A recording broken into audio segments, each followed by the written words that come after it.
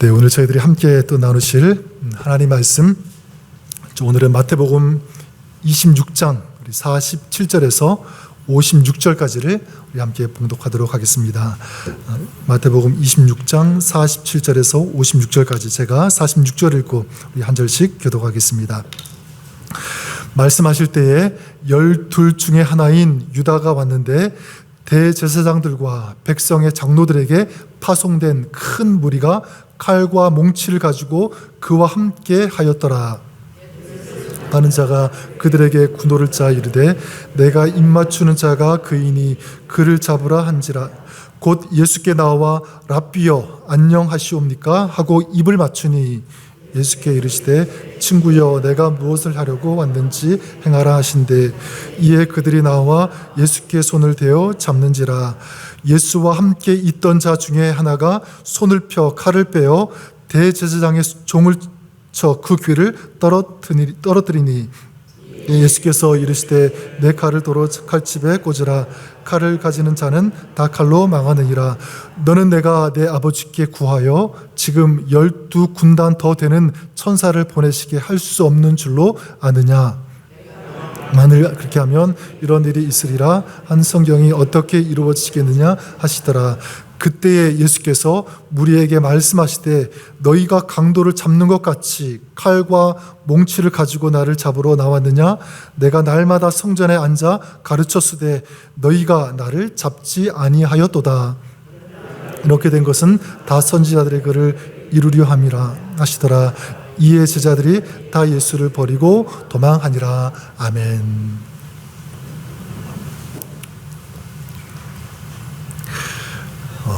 네, 오늘 겟세마네 기도 후에 예수님께서 체포되시는 그런 장면이 나오는데, 여기 보면 예수님께서 이 잡히시는 현장에 누가 함께 있었냐면 제자들도 있었죠. 제자들. 오늘 이 제자들의 모습, 이 세 가지의 이 부류, 세 종류로 볼 수가 있는데, 우리가 아는 단어 중에 이 반면교사라는 그런 말이 있죠. 다른 사람의 행동과 또 말, 이런 모습들을 보면서 내가 어떻게 말해야 할지, 또 어떻게 행동해야 할지를 우리가 좀 교훈 삼는 어떤 그런 말이라고 할 수 있는데, 오늘 저는 이 제자들의 모습을 보면서 영적인 교훈, 나라면 어떻게 할까, 또 어떻게 해야 할까 하는 그런 반면교사, 또 비슷한 말로 타산지석이라고 하는 그런 단어가 있는 것처럼 영적인 이 반면교사, 또 타산지석으로 삼는 그런 시간이 될 수 있기를 바랍니다. 세 종류의 사람인데 첫 번째가 누구냐면 우리 어제도 보았던 것처럼 계속 이어지고 있죠. 바로 가룟 유다라고 하는 사람입니다. 자, 이 사람이 어떻게 하는지 이 47절에 보니까 12 중에 하나인 유다가 왔는데 대제사장들과 백성의 장로들에게서 파송된 큰 무리가 칼과 몽치를 가지고 그와 함께 하였더라. 그렇게 말씀하고 있죠. 자, 유다와 함께 이 대제사장들과 바리새인들이 보낸 이 무리들이 같이 왔습니다. 자, 그런데 그 무리들이 무엇을 가지고 왔죠? 그 손에 칼과 몽치를 가지고 왔다고 말씀하고 있습니다. 예수님 한 사람을 잡기 위해서 뭘 가지고 온 거예요? 이런 무기를 가지고 온 거예요. 칼과 몽치를 가지고 왔다. 자, 그러니까 이 칼과 몽치를 가지고 온 유다와 이 사람들의 마음이 어떤지를 좀 우리가 짐작해 볼 수가 있겠죠? 한 사람을 잡기 위해 왔지만 당당하게 온 것처럼 보이지만 사실은 그 마음에 뭐가 있었던 거냐면 두려움이 있었을 거라고 생각합니다. 보이지 않는 어떤 그런 두려움. 자, 어쨌든 이 가룟 유다는 이 48절과 49절에 보면 예수님을 잡기 위해서 이 무리들과 미리 군호를 짰다. 미리 작전을 짠 거예요. 내가 이렇게 하면 이 사람이 예수인 줄 알고 그 사람을 잡으라 그랬던 거죠. 어떤 사인입니까? 내가 입맞추고 인사하는 자가 예수니 그를 어떻게 하라고요? 잡으라. 그리고 예수님께 나와서 뭐라고 합니까? 랍비여 안녕하십니까? 이렇게 하죠. 다른 제자들은 그 예수님을 보면서 주여 이렇게 부르는데 지금 이 유다는 랍비여, 그냥 선생님의 중에 한 명, 그런 식으로 예수님을 인식하고 또 인정하고 있는 것을 보게 됩니다. 자, 이렇게 인사하면서 예수님에게 입을 맞추게 되죠. 자, 이렇게 인사를 하면서 사실 입을 맞춘다는 것은 굉장히 친밀하고 굉장히 친근하다는 어떤 그런 관계에서만 이루어지는 그런 행동이죠. 자, 그런데 이 유다는 그런 행동을, 그런 의미가 있는, 가치가 있는 이 행동을 어떤 식으로 사용했습니까? 예수님을 잡기 위한 이 도구로 그것을 사용했습니다. 어떻게 보면 가장 순전하고 가장 아름답고 가장 귀한 이런 방법을 가장 추악하게 예수님을 잡는데 그것을 사용했다는 것입니다. 여러분, 이런 가룟 유다를 보면서 한번 우리 자신을 돌아보았으면 좋겠습니다. 여러분은 어떻습니까? 우리가 가룟 유다 하면 굉장히 끔찍히 싫어하는 그런 이름 아닙니까?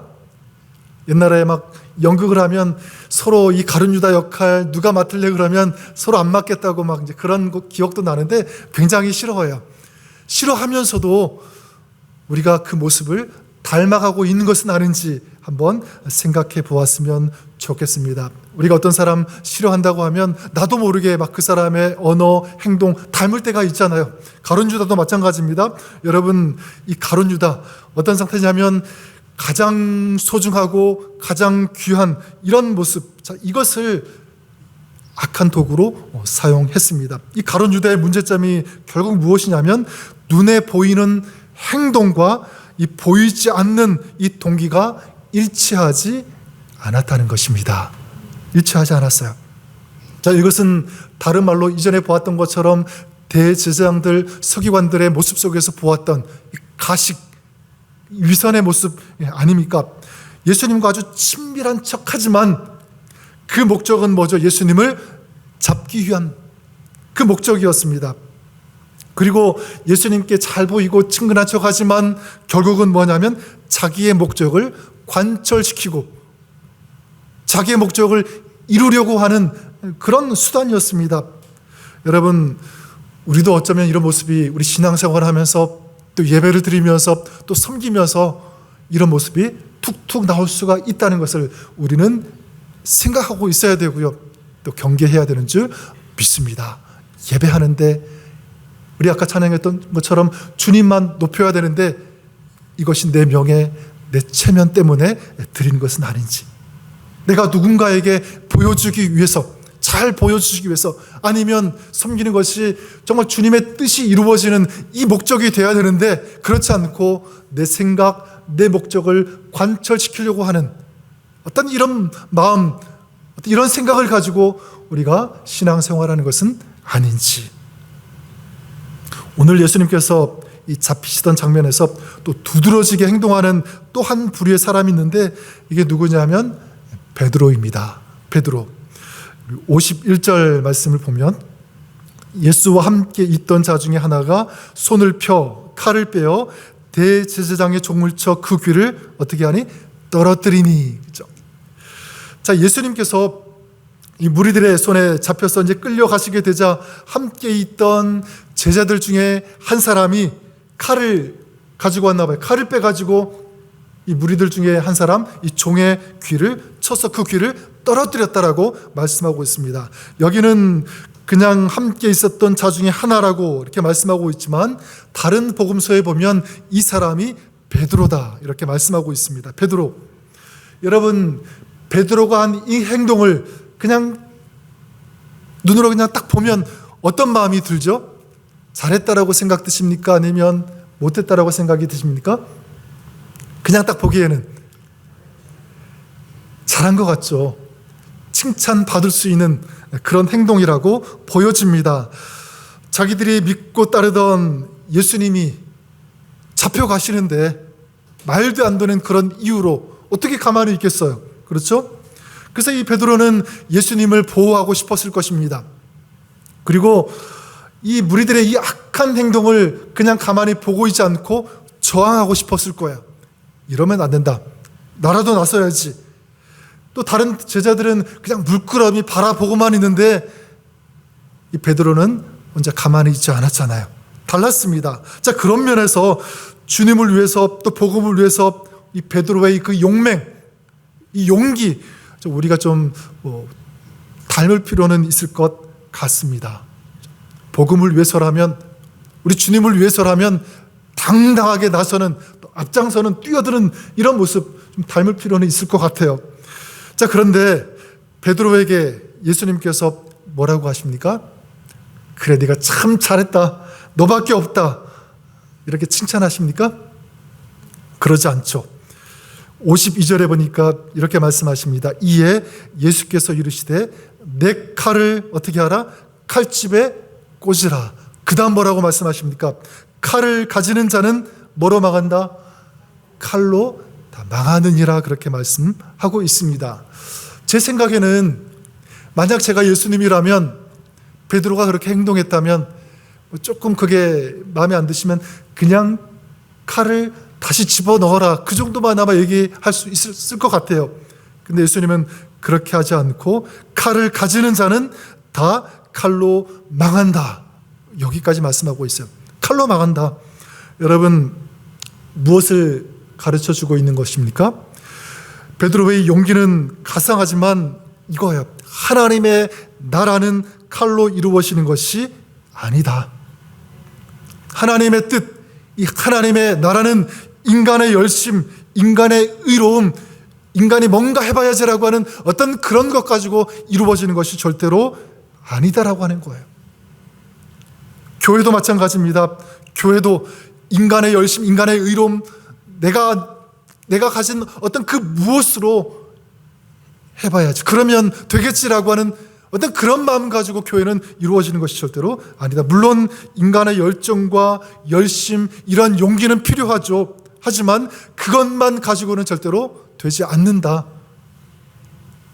여러분, 우리는 이런 베드로의 모습을 보면서 하나님의 뜻이, 하나님의 나라가 어떻게 이루어지는 것인가, 여러분, 우리가 다시 한번 생각해 볼 필요가 있다고 생각합니다. 혹시라도 내가 내 열심을 가지고, 내 생각을 가지고, 내 의로움을 가지고 뭔가를 해보려고 했던 그런 마음이 있었다면, 혹시 지금 내가 그런 마음이 있다면 다시 한번 생각하시고 돌아볼 수 있는 그런 저와 여러분, 우리가 될 수 있기를 바랍니다. 만약 그런 마음이 있다면 하나님 그냥 가만두지 않으세요. 다시 꽂으라 라고 말씀하신 것처럼, 여러분, 모세가 그러지 않았습니까? 애굽 왕궁에서 자기 민족을 학대하는 애굽 사람을 보았을 때 가만히 있지 않았어요. 의로움이 발동했죠. 어떻게 우리 민족을 학대할 수 있느냐, 가만두지 않겠다고 하면서 그 애굽 사람을 죽여버렸습니다. 인간적으로 보면, 또 민족적으로 보면 그 모세가 한 행동은 굉장히 의로운 그런 행동입니다. 자, 그런데 그 일로 말미암아 이 모세가 어떻게 되죠? 40년 동안 광야로 도망하게 되었고, 거기에서 40년을 보내야 했습니다. 여러분, 거기에서 뭘 한 거죠? 모세가 가졌던 그 인간의 의로움, 내가 뭔가 해봐야지, 어떤 그런 마음, 그 열심, 이게 다 이 독이 빠질 때까지 나는 아무것도 아니구나, 내가 가진 이런 열심, 의로움으로 뭐 해볼 수 있는 게 아무것도 없구나, 그런 마음 들 때까지 하나님이 거기에 두셨잖아요. 그러니까 인간의 어떤 그런 열심, 인간의 의로움이라는 이 독이 다 빠질 때까지 하나님은 거기에 모세를 두셨습니다. 여러분, 좀 우리가 어떻게 해야 될까 한번 생각해 볼 때 충동적으로 하지 않았으면 좋겠어요. 마음 내키는 대로. 여러분, 인간의 열심보다 먼저 하나님의 뜻을 구하시는 여러분 되시기를 바랍니다. 그리고 하나님의 뜻이 무엇인지를, 우리는 그 말씀을, 또 하나님의 생각을, 하나님의 뜻을 구하면서 묵상해야 되는 줄 믿습니다. 그렇다고 열심히 필요 없는 것 아니에요. 선한 어떤 그런 동기, 어떤 그런 마음가짐 필요 없는 것 아닙니다. 하지만 조화가 이루어져야 된다고 생각해요. 먼저 하나님의 뜻을 구하면서 그 뜻을 알아서 그 다음 우리의 그 열심과 열정이 작동할 때 그 속에서 하나님의 나라가 아름답게 건강하게 세워져 가는 줄 믿습니다. 마지막 오늘 예수님께서 잡히실 때 볼 수 있는 마지막 부류의 사람들은 도망간 제자들입니다. 도망간 제자들. 56절에 보니까 이렇게 말씀하고 있죠. 그러나 이렇게 된 것은 다 선지자들의 글을 이루려 함이니라 하시더라. 그 다음 이에 제자들이 다 예수를 버리고 어떻게 하니라? 도망하니라. 도망했다라고 말씀하고 있습니다. 자, 여기 재밌죠. 예수님은 이 선지자들의 글을 다 예언을 다 이루려고 하시는데 제자들은 어떻게 했다고요? 다 도망갔다. 반대가 되죠. 이 제자들이 어디로 도망했을 것 같으세요? 어디로 도망했을까요? 그거는 몰라요. 안 나왔으니까. 근데 상상해 보니까 예수님과 같이 있는 자리는 위험한 자리잖아요. 그러니까 그 자리를 벗어나고 피하고 도망했다는 것은 결국 어떤 자리를 추구한 것입니까? 세상적으로 더 안전한 자리. 여기는 위험하다. 예수님과 함께 있는 것은 그 자리를 추구한 거고 그 자리를 따라간 것입니다. 또 어떤 자리로 도망한 것일까요? 예수님과 함께 있으면 다 잃을 것 같아요. 그죠? 예수님 잡혀가는데 끌려가는 그 사람하고 있으면 이제 뭐가 남겠느냐? 자기들한테 유익이 될 수 있는 것 하나도 없다고 생각했을 거예요. 그러니까 세상의 부귀를 따라가는 거죠. 또 어떤 자리를 따라가는 것일까요? 어떤 자리로 도망한 것일까요? 예수님은 잡혀가니까 같이 있으면 이제 자기들이 지금까지 가지고 있던 그 명예, 그 이름들 똑같이 천대받고 멸시받고 그렇게 될 것이 뻔하니까 명예라는 그런 자리로 도망하지 않았을까? 아까 우리가 찬양했던 것처럼 주 예수님보다 더 귀한 것은 없네. 세상 무엇보다 행복과 명예와 부귀보다 귀한 것은 없네. 아마 제자들은 처음에 예수님을 따라가면서 같이 있으면서는 그런 생각 가졌는지 모르겠어요. 근데 예수님께서 잡히실 때 어떻게 합니까? 다 버리고 이제 그걸 또 따라간 거죠. 그것을 추구하는 것입니다. 여러분, 제자들이 도망하는 이 장면을 한번 상상해 봅니다. 한꺼번에 도망했을까? 아니면 한 사람 한 사람 따로 도망갔을까? 제가 추측하건대 제 생각에는요, 서로 머뭇거리다가 어떻게 해야지 그런 생각하시다가 한 사람이 탁 도망가니까 그래, 나도 도망가야지. 저 사람처럼, 저 제자처럼 가만히 있으면 안 되겠다 싶어가지고 다 도망가지 않았을까, 그런 생각을 해보게 됩니다. 저 그런 의미에서 저는 이 죄라는 것, 이 죄도 전염성이 있다는 것을 한번 생각해 봅니다. 여러분, 죄는 전염성이 있어요. 내가 죄를 지으면 내 주변에 있는 사람들이 그 죄에 물들게 되고 영향력을 끼치게 되는 악한 어떤 그런 영향력이죠.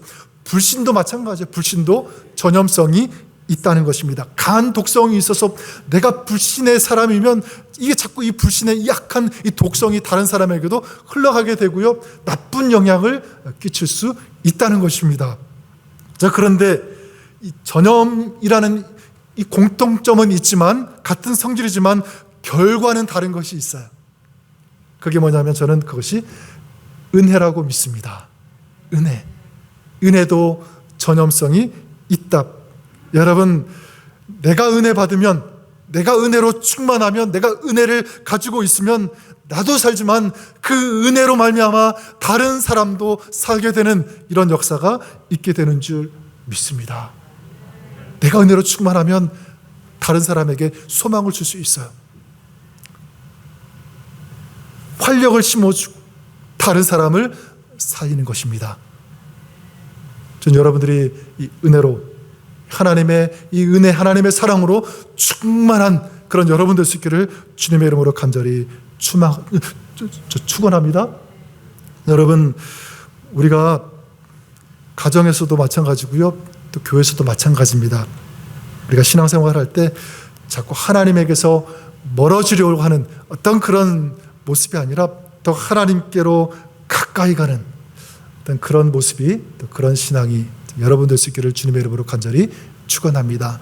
예수님에게로 또 도망간 그런 사람이 아니라 다시 예수님께로 가는 어떤 이런 모습. 그래서 여러분, 우리가 더욱 하나님께 기도해야 할 이유가 거기에 있고요. 또 하나님의 은혜를 사모하고 또 예배하고 주님 앞에 나아가는 그런 결단이 우리 안에 충만할 수 있기를 주님의 이름으로 간절히 축원합니다. 이런 은혜 충만한 그런 사람을 통해서 이 세상을 살리는, 죽은 영혼들을 주께로 돌아오게 하는 이런 선한 아름다운 주님의 역사가 일어나게 되는 줄 믿습니다. 여러분, 나중에 그랬죠. 지금 이 흩어졌던 제자들이 어떻게 됩니까? 거기서 끝나지 않고 나중에 다 돌아오잖아요. 예수님께서 잡히시고 죽으셨다가 부활하시고 이 제자들을 만나면서 이 제자들의 신앙이, 믿음이 회복되어지고 또 성령으로 충만해서 다시 모이게 됩니다. 오순절 다락방에서 그들이 모여서 기도하고 하나님의 은혜를 받고 또 성령으로 충만하니까 그 다음 어떤 역사들이 펼쳐집니까? 도망갔던 그런 추악한 그런 모습들이 아니라 이제는 사도행전의 이야기, 사람들을 살리고 복음을 전하면서 하나님의 나라를 세워가는 그런 이야기가 펼쳐지지 않습니까? 저는 우리의 삶에 이런 이야기가 있으면 좋겠어요. 여러분, 그러기 위해서 예수님을 멀리하고 떠나고